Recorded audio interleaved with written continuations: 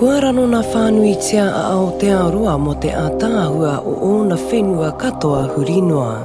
He o iano ki te ātatitiro ki te whenua me nā wai, he pēhea ke nei tōna mā.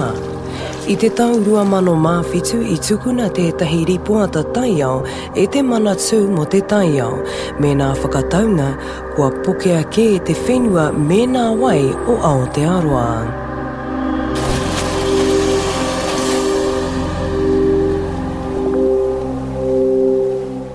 Well, before the report was released, we were sent chapter 13 of the report, though we didn't really know that's what it was at that point. When the report did come out, it only had 12 chapters in it. And so at that point we realised what we had in our hands was the suppressed chapter 13, which had never made it into publication. So at that point we released the secret chapter 13 to the media, and then a lot followed from that, because obviously the Ministry for the Environment didn't want people to see chapter 13. Chapter 13 pointed the finger very directly at the intensification of agriculture as one of the key drivers of environmental decline in New Zealand. That is, we're putting more cows on a smaller area of land, the stocking rates are increasing, we're adding more fertiliser, more irrigation, more external feed. People think that cows in New Zealand feed on grass, they don't. That's only part of their diet. Now a big part of it is the external feed, and that intensification is driving environmental decline.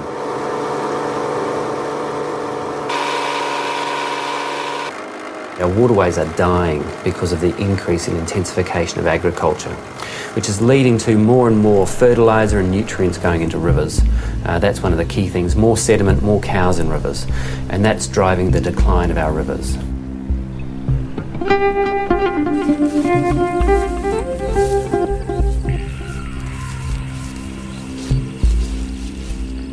I don't think people realise, how bad things are in New Zealand, and certainly the government agencies aren't letting on. They're all trying to, make themselves look good, or not wanting to let the true picture out. And I think it's really important, if people of New Zealand knew how bad our freshwaters were, then pressure would go on government, and then they would have to do something about it. Water is the most precious thing on this planet, and I'm afraid out of 295 rivers and streams in New Zealand tested by NIWA, there was more than 2/3 of them 5 times above the permitted levels by the Ministry of Health's guidelines. In our region, we have possibly some of the worst quality drinking water standards in New Zealand.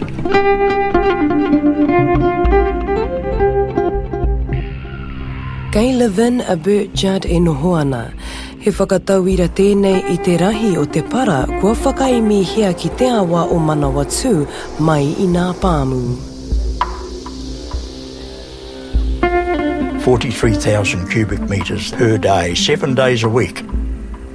If you put 2 big container ships at the Ashurst Bridge and discharge from them every day, that's what we are getting at the mouth of this river, because this is actually the open sewer line to the sea. You can go to just about any marae in Aotearoa and you will not see tuna on the tables because of the depletion. To me, the depletion is caused through pollution. Since the pollutions are being gradually built up and it's going out the coast. There's been less and less kaimai. The fish are telling us, you know, they're like the miner's canary. They're telling us what's going on in the system. If they start disappearing, they're telling us something. They're telling us that things have gone bad. And if they're not there, you know, we need to start getting worried.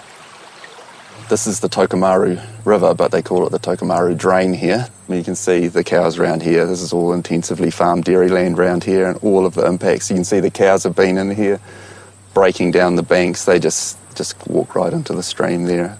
Collapse all the sediment, all that dirt ends up in the river and washes downstream.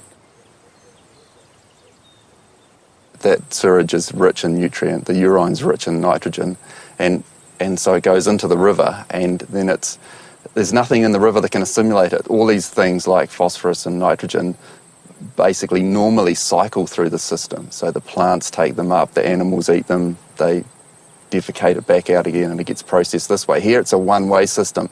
Nutrients are put on by farmers, and often with nitrogen they're made from fossil fuels. Those, you know, so we've kind of got another problem going on there as well.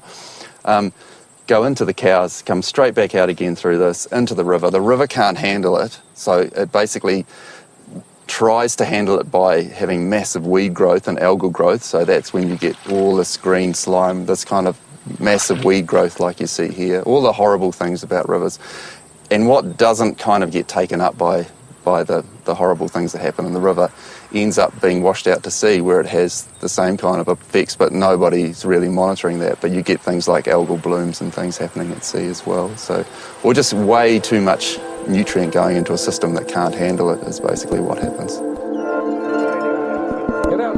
He momo matu te nitrogen hei hiki ake I te whakaputaranga o te pāmu wharekau. Dairying has been chosen because of the nitrogen and the nutrients, of course, that come from the cows. One cow produces 1,000 kilograms of equivalent nitrogen a year, and that's a lot, because even farms that are heavily users of nitrogen don't put anywhere near that. We might put 30 or 40 or at the most 150 kgs on per hectare on some of our land. So the cows are big polluters of that, and we're conscious of that. And we, like others, are probably going to look at what we're going to do in the winter time when that happens, and the strong leaching of nitrogen into the waterways, as to whether we do something about our runoff from the cows.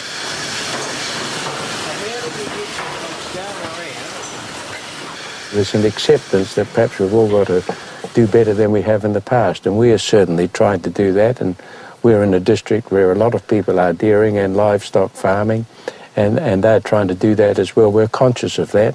Our staff are conscious of that. For instance, our cows sometimes cross the local road. We have a resource consent to clean that road. We do that religiously. When the cows are across the road, we hose it down. The water goes into the paddock rather than into the waterway. So those were things that weren't done 15 or 20 years ago.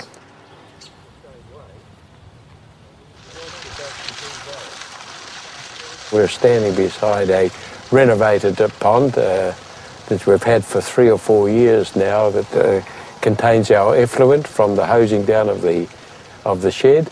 And on a regular basis, probably every 3 months, a contractor comes and pumps that onto a designated area known to the regional council when it's not wet, of course, and we're able to put that into our nutrient budgeting plan so that we don't have to put other fertiliser on that.